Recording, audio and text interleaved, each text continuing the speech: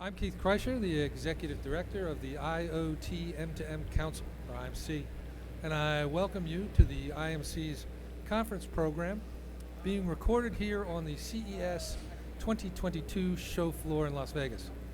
The IMC is the exclusive IoT partner for CES, so we're doing conference programming, press events, networking events, and of course, organizing our IoT infrastructure pavilion here on the show floor.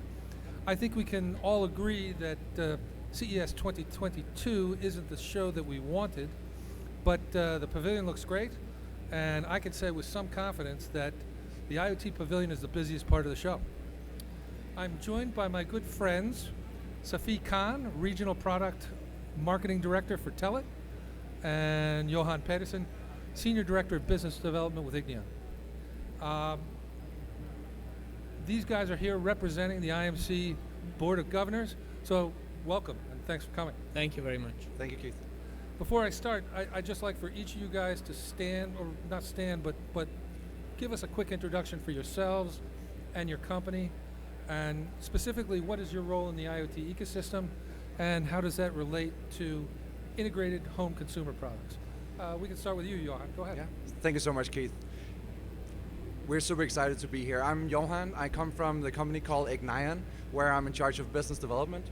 At Ignion, we make what is called virtual antennas, which is a very unique and innovative antenna technology that makes RF easier.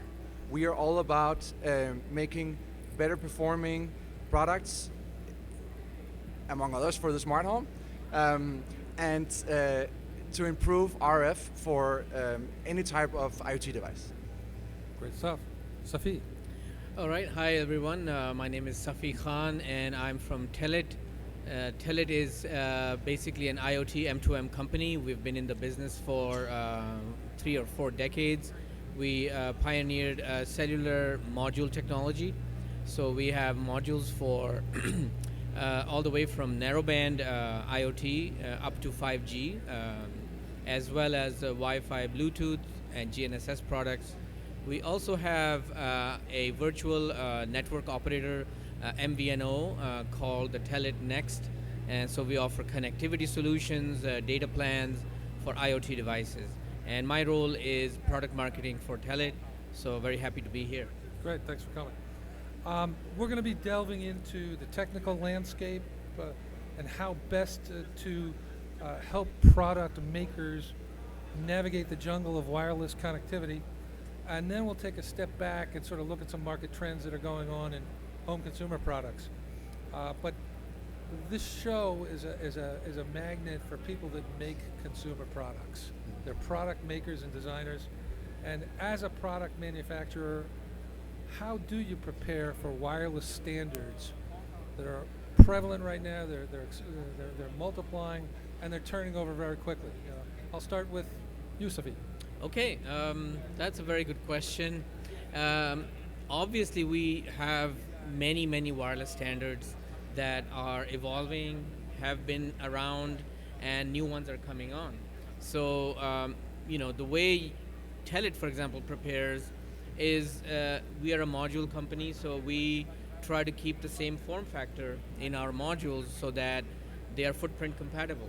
And so when our customers, for example, want to move from 3G cellular modems to 4G, they don't have to change their design too much because the module is pin compatible. Right. That's one way. The other way is through the software and AT commands, or the way you configure the module. We also try to keep that consistent and backwards compatible. And also from a cellular industry point of view, 3GPP is the standards body.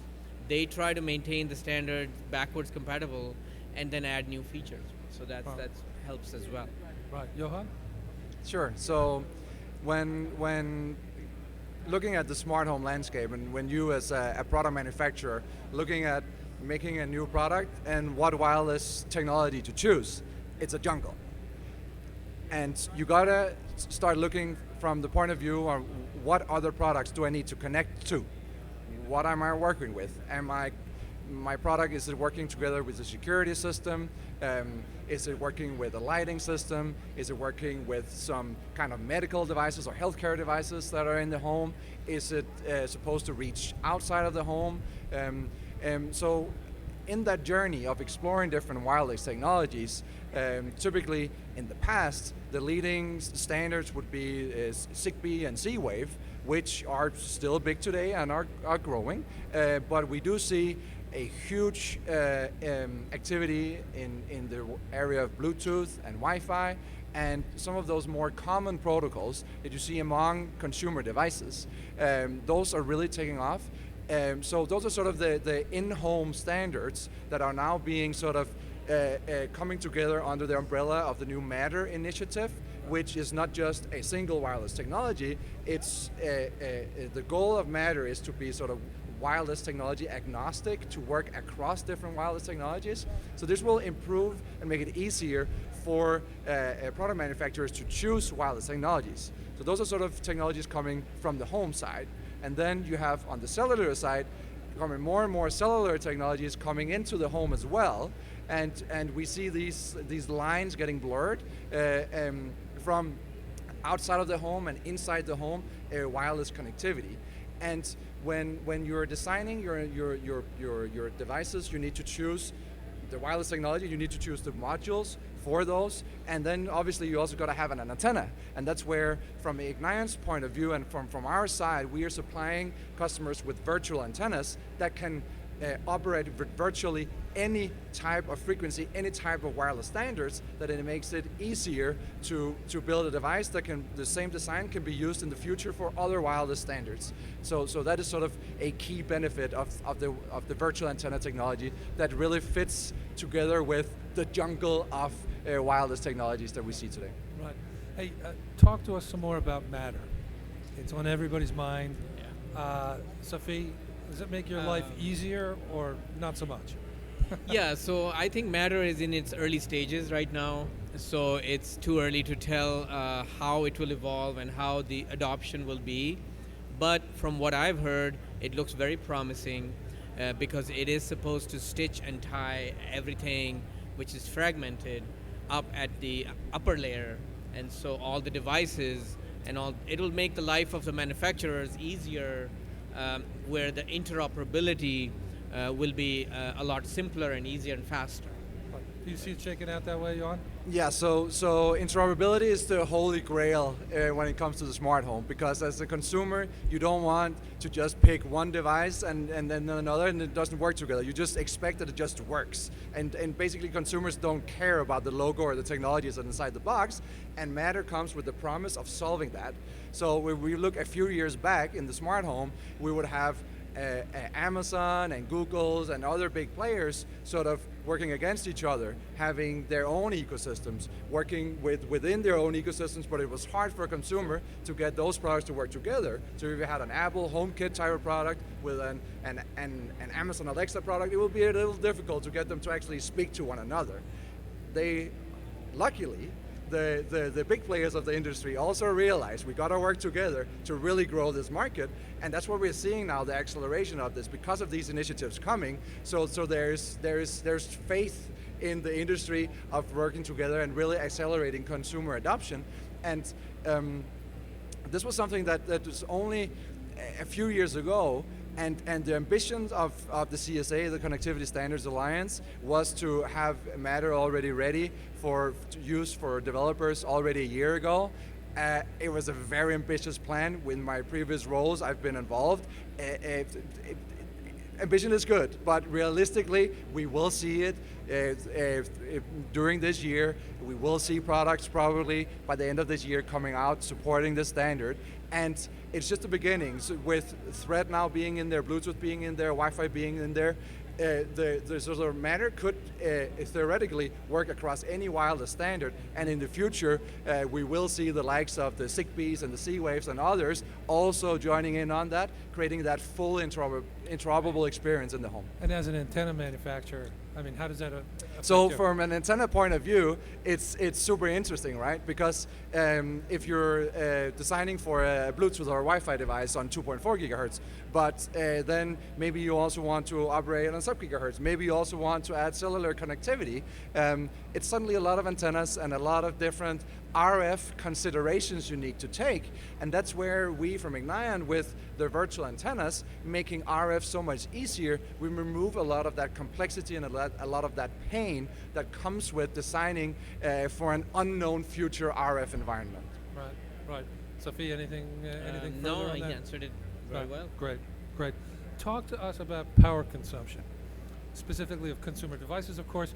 You've both got something to say about that. Why is power consumption such an important topic?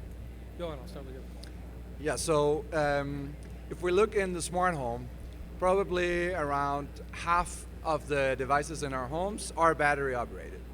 So previously, battery operation was only for the sort of the low power, low bandwidth types of applications. We do see more high bandwidth type of applications also being battery operated.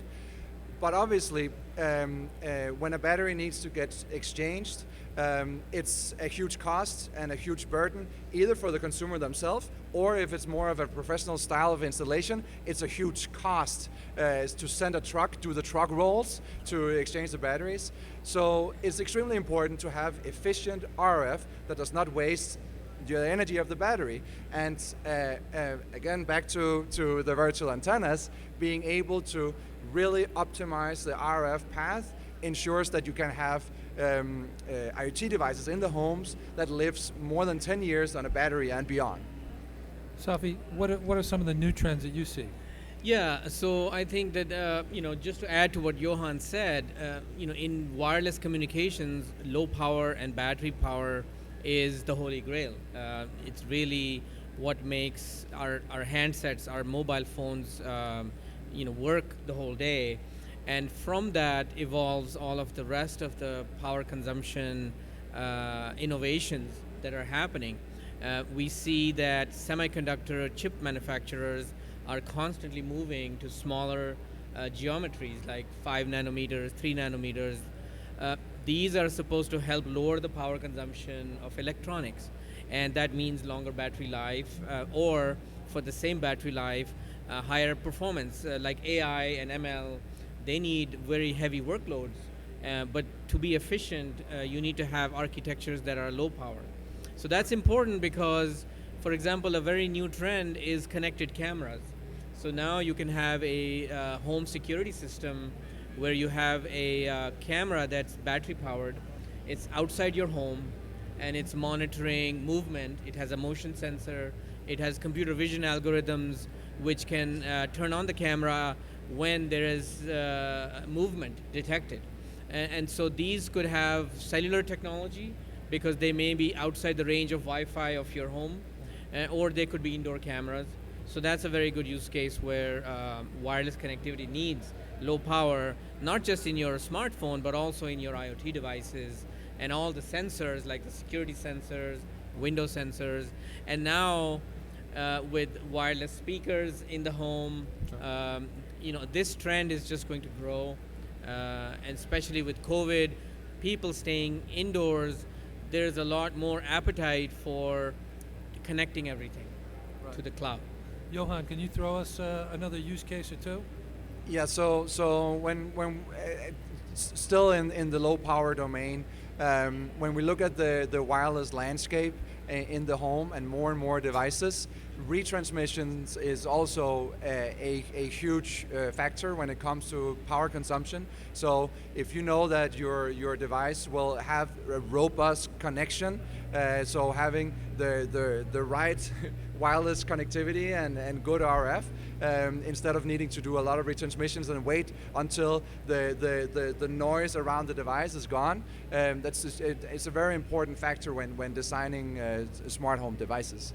And we do see more and more products getting embedded into different parts of the home where it's harder to get. You see IoT sort of getting embedded more and more in walls, for example. If you have a drywall and you want to have a moisture sensor in there, you don't want to go and change a battery. Or if you have a smart meter in your basement, the connectivity and the lifetime of the battery are really important factors to consider. And it plays very, very closely together with the range of the devices, because if you have an excess of range, meaning that you talk louder than you should, then you're wasting energy. There we also see more and more efficient communication of actually leveraging more intelligent algorithms to adjust the output power and be having more efficient wireless communication that in the end saves battery. Right. We talked about power consumption. Of course, there are other performance benchmarks when it comes to the performance of consumer devices. Talking about RF performance, talking about sensitivity, thermal dissipation. Talk to us about some of these. What's happening there, and what advantages are coming through new technology. Start with you, Safi. Okay, thanks. Yeah, that is a very important question. And what one has to do is really take a system level approach and look at the whole system and optimize all of the performance that you can. In terms of our modules that we've designed for cellular IoT, there's more to optimizing than what the, for example, the chip manufacturers deliver. So they deliver a functioning chipset, but then how you design the RF and the antenna around it and the power supply, that really eventually dictates how well that product will perform. And so there are cases where two different products may do the same functionality, but then one of them maybe has poor receive sensitivity or has heating thermal problems. So sometimes in these higher speed devices like broadband, if your thermal is not taken care of, the device can heat up very quickly, and then it has some automatic shutdowns where the speed is slowed down to reduce that heat dissipation. Right. So you have to design it from the whole system level perspective in mind. Sure, I'm sure of it. Johan. Sure. So there are so many considerations, but being an antenna manufacturer, one is the key thing. Also is that in the home, in typical smart home devices, we are seeing way more using multi-protocol types of connectivity. So you would see devices having multiple wireless standards and different frequencies in the same device. So it could be Wi-Fi and Bluetooth, even GPS. It could be cellular in the same device. So let's take an alarm panel. In an alarm panel, there's typically a cellular connection to tell people outside of the home if something is wrong. There's typically a Bluetooth for smartphone connections. There might be a C-Wave to connect to a lot of security sensors. So there's sub-gigahertz, there's 2.4, and there's the cellular frequencies. That's a lot of different standards that you need to cover. And again, that's where having antennas where you can cover all in one is really powerful. And it really enables product manufacturers to build higher integration in their products, smaller, more sexy products.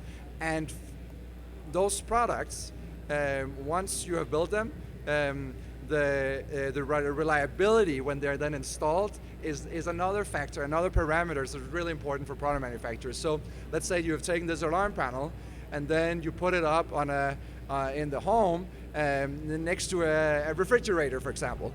There's a huge metal structure that suddenly goes in and impacts the RF, impacts the connectivity, and that is something that where the product manufacturer needs extensive testing, needs extensive efforts in making sure that in the different situations, in the context of the actual deployment of the product, that the connectivity is robust. And that's again a place where working closely together with the module makers, the module manufacturers, and the antenna providers to make sure that you have a successful product launch and don't get a lot of return and support calls because of bad connectivity.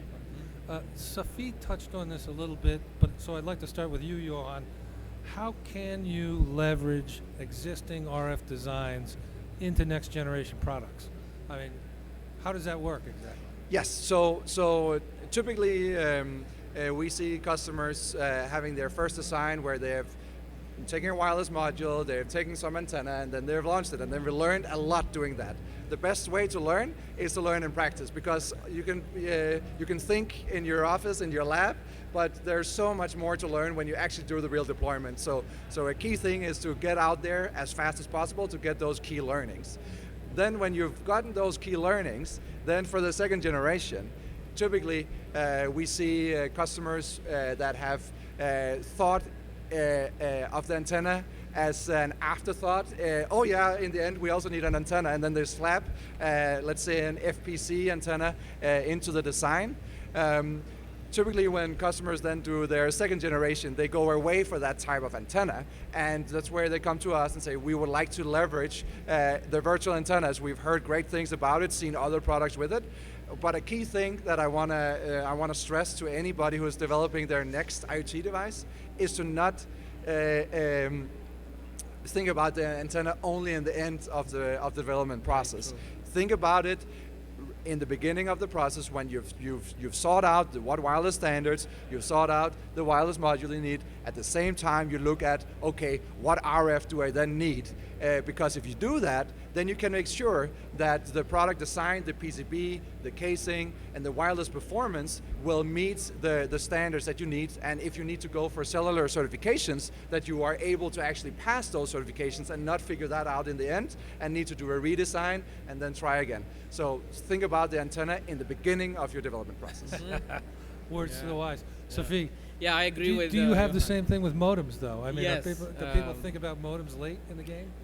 Yeah, so I think the typical behavior that Johan mentioned, we have seen it, and we actually help our customers do some of that pre-testing, and it is costly, and that is the part of the support. So as a manufacturer, you have to find the partners like Ignion and Telit who will help the customer realize this early on. Costly, but perhaps not as costly as making a mistake and having to come back. So the earlier on you can solve your problem, it's less costly, and it's just like I was in the semiconductor industry previously, where in a tape out of a chip, if you find bugs very late, they are very expensive. But if you can simulate and flush out all the bugs early on, it's much cheaper. So it's the same thing that applies to a system level design as well. Can I add another thing? Please. Because I'm quite excited about this virtual antenna technology, and apart from being high performance and so flexible and all of that, it's also very predictable. So that means that we can simulate already before you do your actual product design, before you make your PCB, we can simulate the performance on the RF side, just knowing the wireless frequencies and the size of the PCB. With that data, we can simulate the performance, and already from that point of view, for that point in time, we can say whether you will be able to pass those certifications that you want to or not. And this is extremely powerful because that will save you a lot of time and indicate whether you're on the right track. Excellent, excellent. Terrific stuff, guys. I love the technology, diving into it. But I'd like to take a little bit of a step back and talk more about market trends.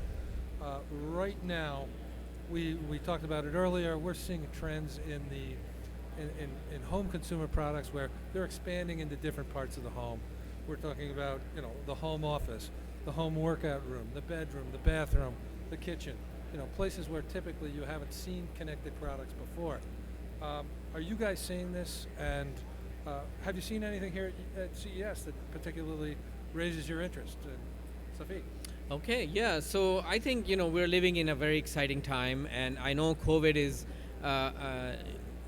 impacted a lot of us in a negative way. But out of it, what's coming out for a lot of companies is this increased demand for electronic devices.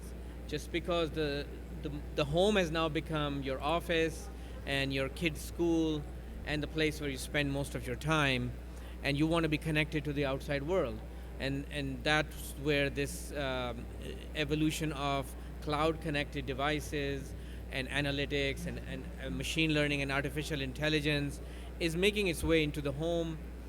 We at Telit used to provide broadband high-speed modules, LTE and 5G modules, to enterprises and small businesses.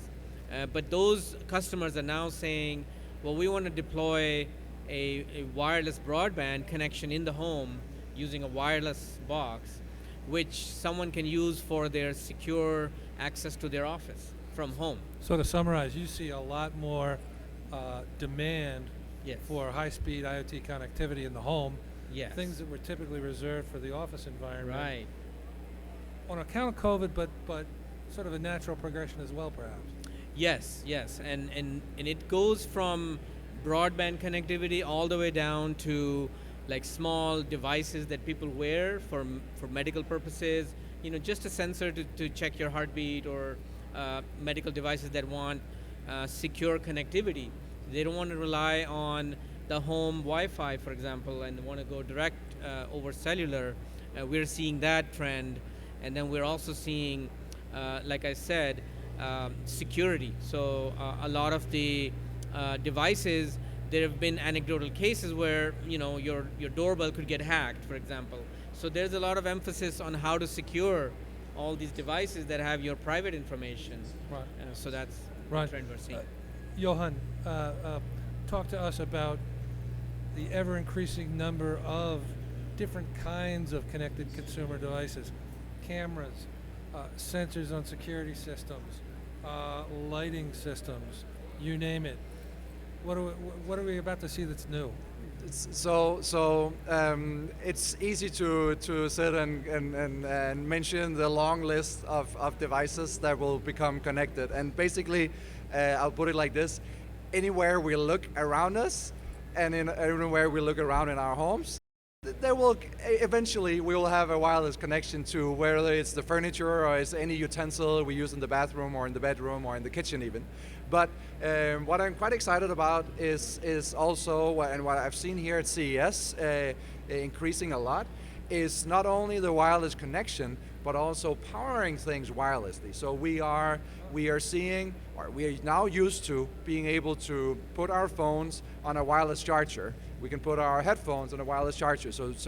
But that is like very, very short range charging. Now we're seeing an uptick on the over-the-air power, RF energy harvesting with like meters of distance, powering all of these wireless devices. So that is something that is fairly new, and that we're seeing activity in the likes of remote controls. It could be your electrical toothbrush, and those types of devices that you're used to exchanging batteries on and charging once in a while. They are not very power hungry, so you can actually feed them via RF.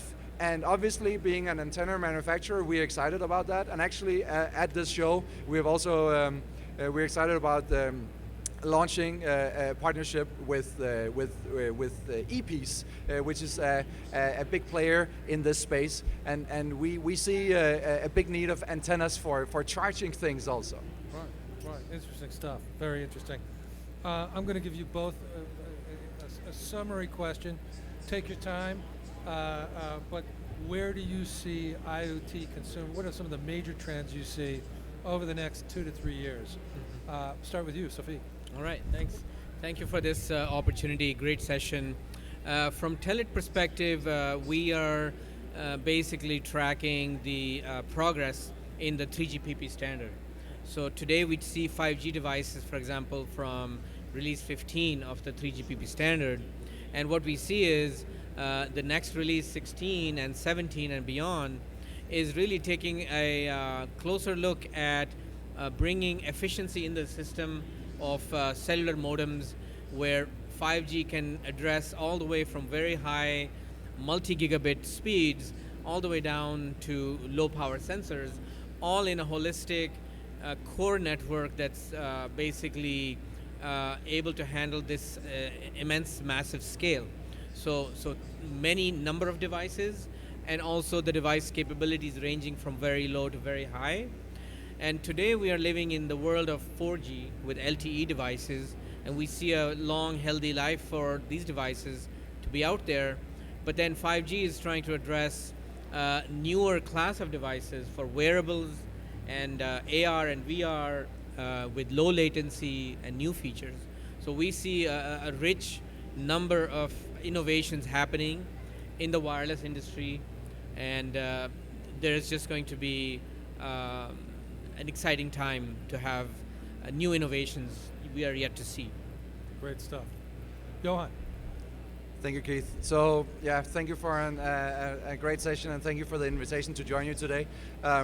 So to finish off, overall at Ignion, we are seeing trends across the board in IoT, but some of the most important ones I want to highlight relates to sustainability. So in the world of today,